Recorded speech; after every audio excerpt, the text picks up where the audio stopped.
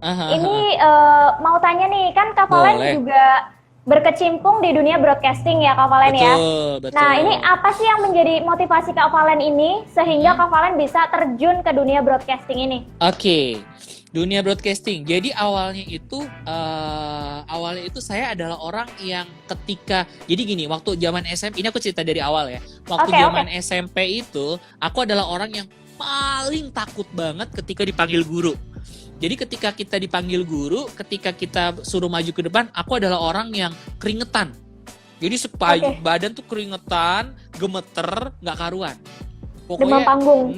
wah demam panggung, nervous-nervous-nervousnya orang. Dan itu memang terkenal banget, sesatu sekolah tuh terkenal banget. Bahkan ketika ketemu lagi sama teman-teman SMP reunian, mereka selalu bilang, "Loh, Valen kan dulu kayaknya orangnya apa namanya orangnya nervous, orangnya nggak berani maju ke depan.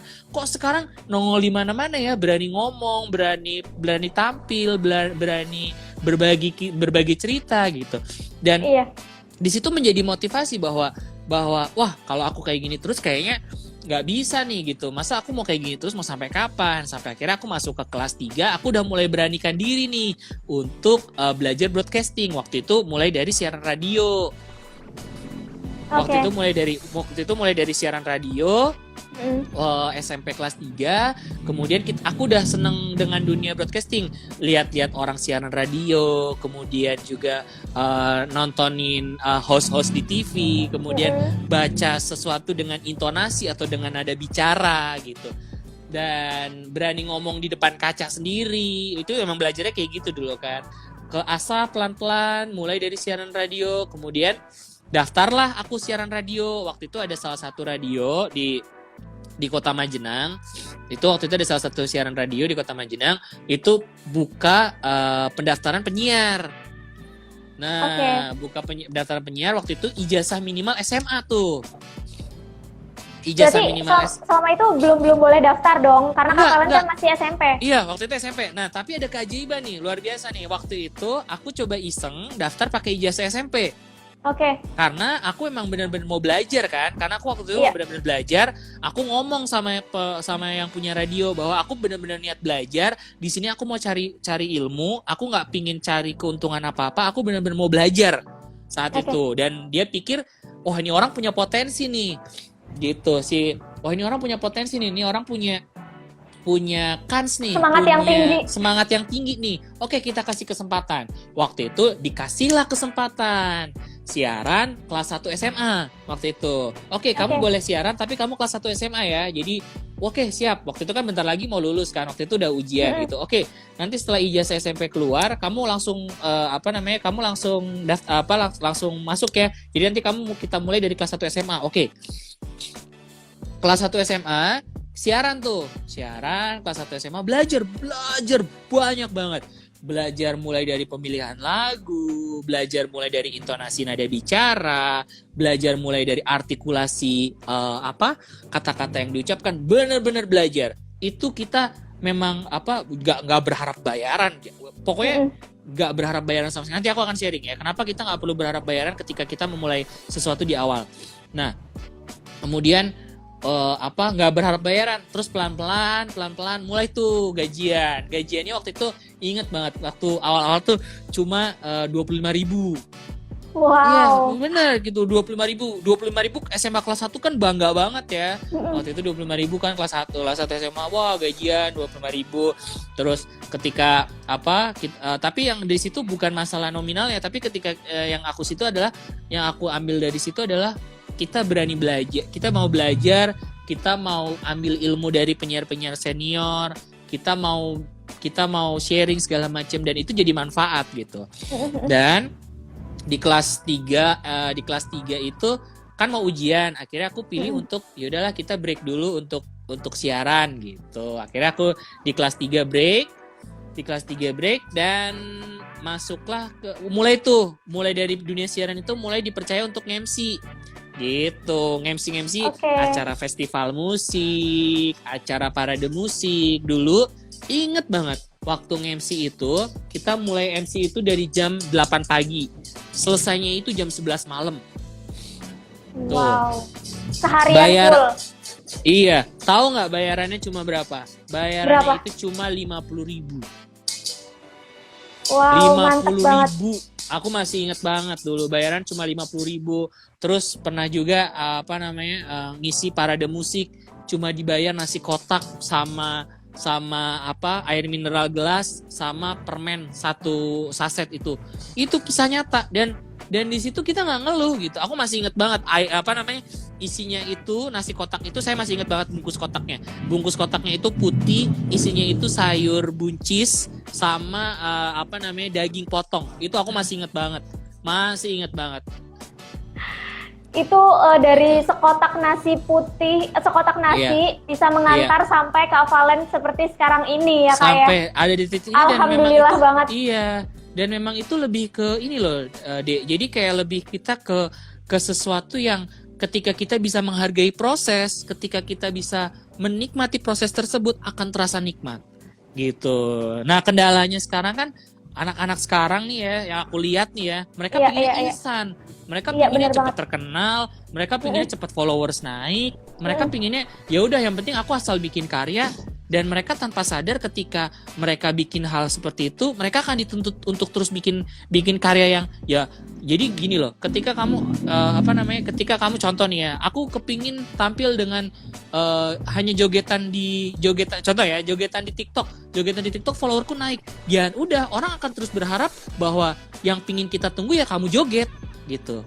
Iya kan? Yang kita pingin tunggu ya kamu joget, yang pingin kita tunggu ya kamu goyang-goyang gitu dengan pakaian seksi, dengan hal-hal yang seru. Ya itu yang kita tunggu gitu. Tapi ketika kita menikmati karya, ketika kita menikmati proses, ketika kita bikin karya, orang nunggunya juga enak gitu. Maksudnya mereka tidak berekspektasi tinggi gitu. Mereka enjoy. Maksudnya jadi kayak wah, iya Mas Valen dreaming big gitu. Ya udah, mereka menikmati dreaming big. Dreaming big bisa didapetin di mana sih gitu. Mereka tidak menuntut untuk, ayo Mas bikin buku lagi, ayo Mas bikin ini lagi. Enggak, mereka penikmat gitu. Jadi itu akan sangat nikmat ketika kita bisa melewati proses ini, ketika kita benar-benar dari nol, itu kita akan menghargai setiap prosesnya sih gitu. Jadi buat teman-teman yang sekarang lagi berproses, yuk semangat, nggak ada kata terlambat.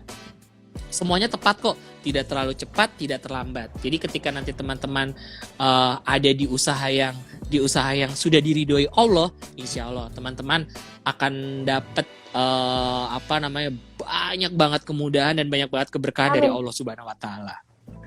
Amin, amin, amin. Menarik sekali cerita Kak Valen ini, penuh perjuangan sekali. Kita kan ngelihatnya sekarang Kak Valen kan sudah terkenal di mana-mana, pernah juga ke TV, ke sini, ke sana gitu kan. Nah, itu tuh kita ngelihatnya kayak, wah enak ya jadi Kak Valen yang sekarang gitu.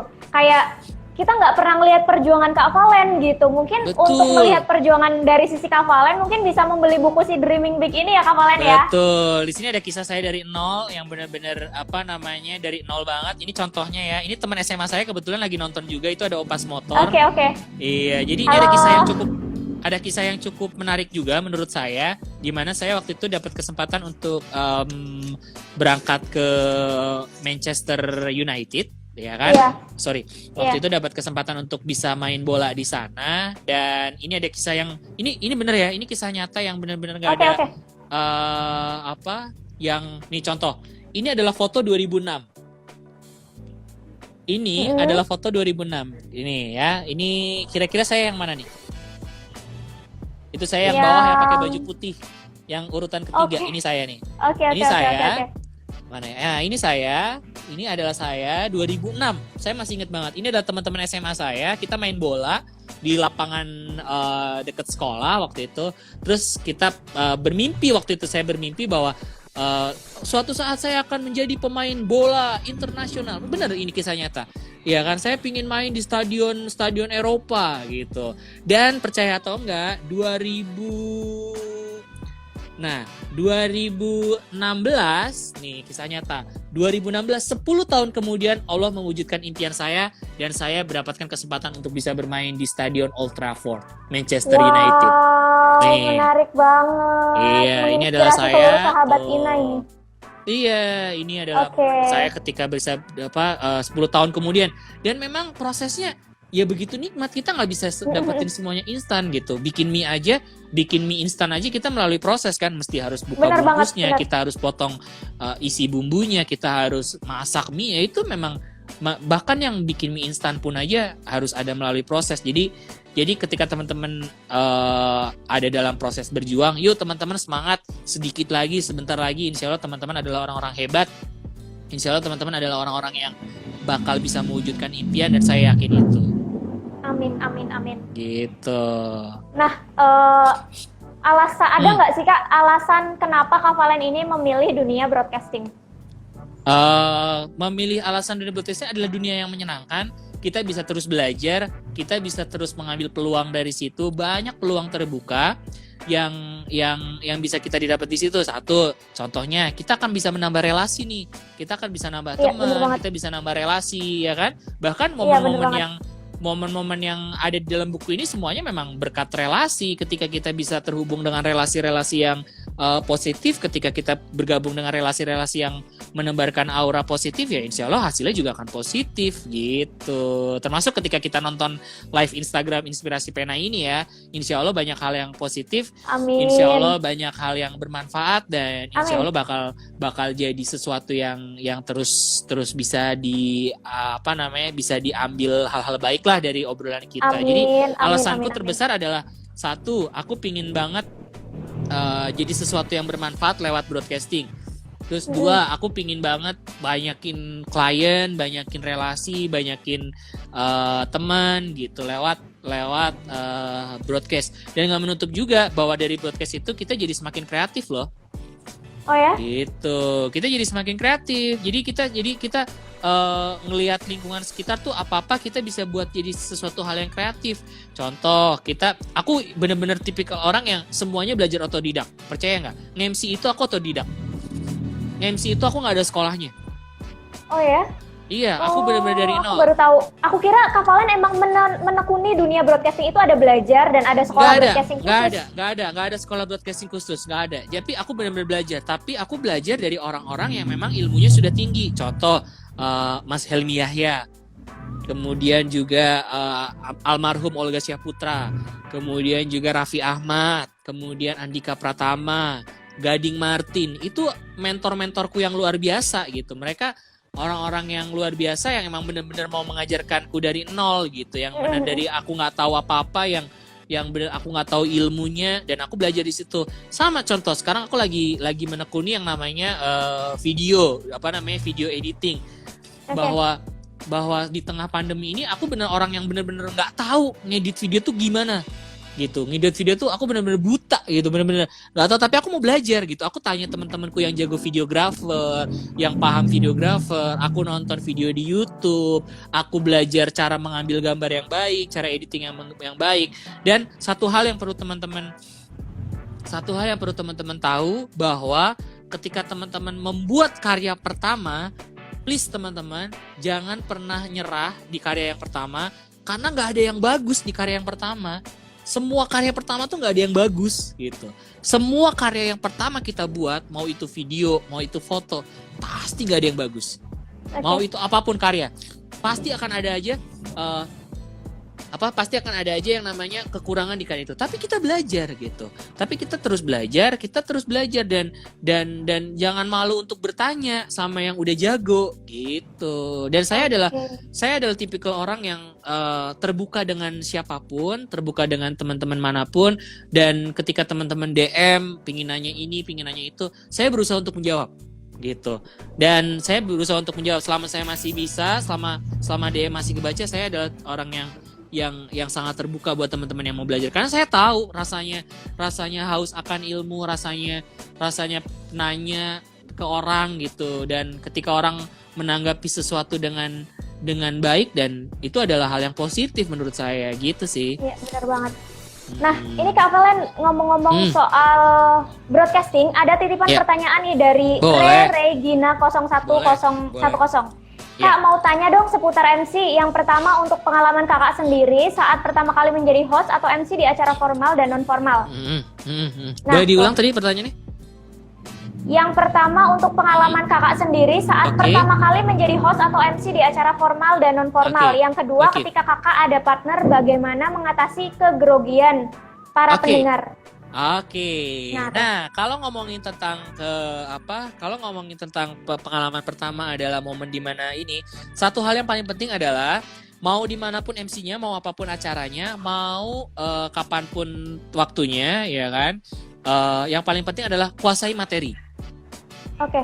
Kuasai materi, udah itu aja. Ketika kamu sudah menguasai materi, ketika kamu sudah bisa menghandle materi dengan baik dan dengan benar, kamu paham ini acara, contoh, ini acara yang hadir adalah menteri, gitu ya. Yang hadir adalah menteri. Kamu harus benar-benar detail, mulai dari nama menteri, mulai dari nama pejabat yang hadir, mulai dari isi acaranya apa. Kamu harus benar-benar pelajarin. Dan di momen yang pertama itu, ya groginya nggak karu-karuan, pasti grogi nggak karu-karuan, itu udah hal yang wajar. Tapi gimana caranya kita nggak grogi adalah satu, kita harus kuasai materi. Ketika kita sudah menguasai materi, insya Allah grogi itu akan sedikit-sedikit perlahan-lahan hilang. Karena kita mampu menyerap energi negatif grogi itu jadi sesuatu yang positif karena kita udah punya kuasain materinya gitu. Kalau kita udah kuasain materinya, insya Allah aman. Jadi saran saya kalau misalnya teman-teman pertama kali MC, ya itu kuasain materinya. Harus nanya, nggak boleh menganggap bahwa saya MC, saya adalah orang penting di sini. Jangan. Tetap rendah hati, tetap, kalau saya istilahnya lebih baik kita tahu sebenarnya jawabannya apa. Tapi kita pingin lebih banyak tahu, lebih baik kita pura-pura nggak tahu aja gitu. Maksud nggak? Kalau aku istilahnya nih ya, aku style bego. Semakin kita style bego, semakin banyak ilmu yang kita dapat. Semakin kita kosongin, ibaratnya tuh gelas, semakin kita kosongin gelas kita, semakin banyak ilmu yang kita dapat. Itu udah kisah nyata. Aku banyak banget belajar dari orang-orang sekitarku dan itu memang bermanfaat gitu. Dan istilahnya yaitu kita setelan kalau orang Jawa bilang setelan dahandoh aja gitu. Setelan dahandoh. Kita tahu, kita nguasain sebenarnya, kita tahu. Tapi alangkah baiknya ketika kita mau bertanya sama orang, ini seharusnya kita gimana ya? Seharusnya kamu kayak gini. Kamu gini. Oh baik, terima kasih. Padahal kita udah tahu, tapi ketika kita dapat ilmu yang baru, ketika kita dapat masukan dari orang lain, itu jadi energi yang positif buat kita. Gitu. Dan itu dia yang tadi Kak Rere Gina jawaban dari Kak Valen. Yang kedua nih, bagaimana memahami partner ketika kita sedang berduet gitu kan supaya nggak grogi. Gampang. Yang paling penting adalah pahami karakter si partner dan bangun chemistry. Harus ngobrol. Jadi di belakang panggung ada kesempatan kita ngobrol, nanti aku lempar jokes ini ya, nanti kamu tanggepin seperti ini ya. Harus terbuka dan jangan ada yang mendominasi. Gitu. Kita harus lihat juga ini tipikal orangnya seperti apa nih karakternya nih. Oh, karakter dia tipikal yang mendominasi. Oh, kita ngimbangin. Kita ngimbangin. Oh, ternyata karakter dia kalem. Oh, kita yang pancing. Kita harus pancing dengan obrolan-obrolan seru gitu. Dia terlalu kalem nih, dia terlalu pasif, kan ada tuh tipikal partner itu cuma dua, yang aktif dan yang pasif gitu. Ketika kita ketemu yang pasif, ya kita harus aktif gitu. Kita saling ngisi supaya dia nggak kebanting, dia nggak ngerasa minder juga gitu. Ya kok lebih bagus sih FC partnerku gitu kan. Kok lebih keren sih. Jadinya nanti kita nggak insecure gitu. Iya benar. Nah, membahas tentang broadcasting nih, kira-kira ada nggak Kak sosok yang membuat Kak Valen ini mengantar Kak Valen ini menjadi seperti sekarang gitu, maksudnya sosok inspiratif gitu? Kalau sosok inspiratif banyak banget. Kalau di luar negeri itu ada yang namanya James Corden, ya itu James Corden, ya kan. Kalau bisa dilihat di Instagram, itu adalah sosok inspiratif menurut saya yang jadi inspirasi. Kalau di Indonesia itu ada Mas Helmi Yahya. Terus juga Mas Tantowi Yahya, kemudian juga Coki Sitohang, Panji Pragiwaksono. Itu juga sosok-sosok yang luar biasa tuh. Itu Panji Pragiwaksono. Banyak banget sosok-sosok yang luar biasa yang yang membuat kita terus belajar gitu kan. Yang terus kita belajar. Raffi Ahmad juga salah satu sosok yang bisa dibilang ilmunya dia dia juga mau dengan senang hati berbagi ilmu gitu. Karena aku pernah beberapa kali ketemu bareng sama dia memang sosok orang yang sangat-sangat humble gitu. Yang kamu lihat di layar TV ya itu apa adanya Raffi Ahmad. Seperti itu gitu. Sosok yang baik, yang humble gitu sih. Oke, Kak Valen, ini ada pertanyaan. Boleh. Kak, bocoran untuk buku keduanya dong. Tuh. Oke. Kira-kira tentang apa buku kedua Kak Valen ini? Buku kedua itu tentang, ini aku kasih clue-nya aja ya. Intinya clue-nya adalah jangan lupa bahagia. Jangan lupa bahagia. Jadi setelah ada buku Dreaming Big tentang perjalanan kesuksesan Kak Valen, ini buku kedua ada tentang kebahagiaan. Jangan lupa kebahagiaan. Tentang kebahagiaan yang tentang hal-hal kecil yang patut kita syukuri. Ketika kita mensyukuri hal-hal dari hal-hal yang kecil dan hal-hal yang sederhana, kita akan menemukan banyak sekali hal-hal yang luar biasa.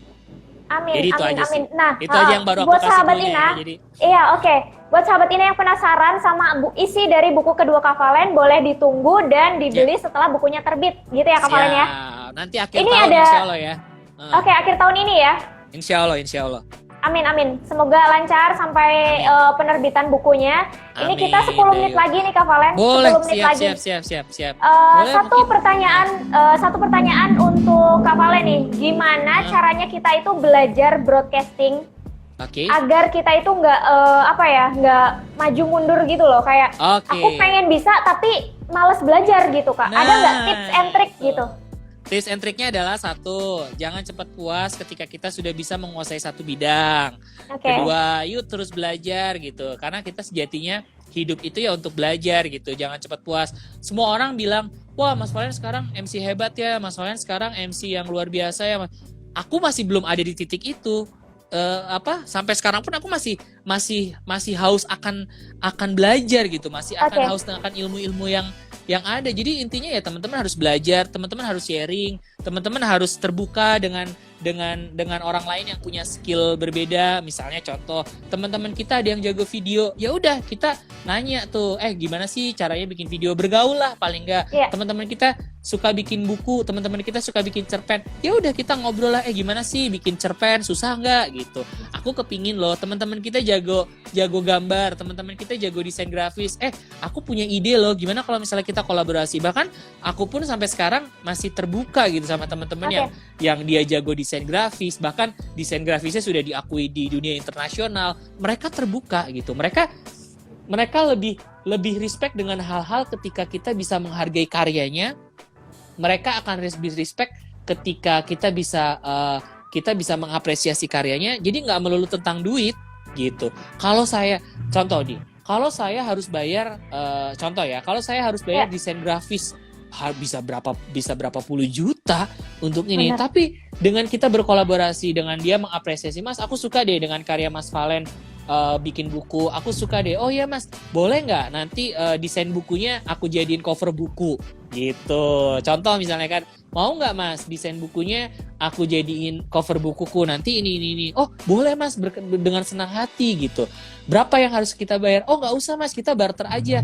Karyaku dibuatkan buku aja udah luar biasa gitu kan. Itu hal yang luar biasa kan. Dan nanti buku yang kedua pun insya Allah nanti aku akan ada kolaborasi cover bukunya itu bareng sama aku menyebutnya content creator juga, dia desain grafis juga yang karyanya sudah diakui di internasional. Oke, mantap. Gitu. Jadi karya-karya sudah diakui di internasional dan beberapa karya juga sudah jadi poster film loh. Oh ya, wow. Kita tunggu banget pokoknya. Salah satu kontributornya Marvel. Komik Marvel. Oh iya. Wah, ini harus banget nanti dibeli sih buku keduanya Kak Valen. Dan harganya juga aku jamin harganya juga nggak akan jauh-jauh dari harga buku ini. Oke. Mantap banget Kak Valen. Ini ilmunya sangat bermanfaat Kak Valen. Siap, insyaallah. Sebenarnya pengen ngobrol. Amin. Sebenarnya pengen ngobrol lebih panjang lagi nih sama Kak Valen, cuman mengingat waktunya juga yang singkat banget. Jadi kita mungkin cukupkan dulu obrolan kita ini. Semoga bisa berkolaborasi lagi di lain kesempatan ya Kak Valen ya. Oke, sama-sama. Mudah-mudahan jadi berkah, mudah-mudahan Amin. jadi sesuatu yang bermanfaat buat sahabat Ina. Amin. Dan insya Allah teman-teman yang nonton video ini bisa ambil manfaatnya. Kalau misalnya emang teman-teman yang mau sharing-sharing, yang mau ngobrol-ngobrol, silakan boleh follow akun saya, nanti boleh DM. Saya adalah orang yang terbuka buat teman-teman yang mau belajar. Kita sama-sama belajar. Insya Allah akan ada banyak manfaat ketika ketika kita terbuka dan saling mau belajar. Amin. Amin, amin, Oke. amin. Kak Valen terakhir minta pesan dan kesan untuk acara Inspirasi Pena ini.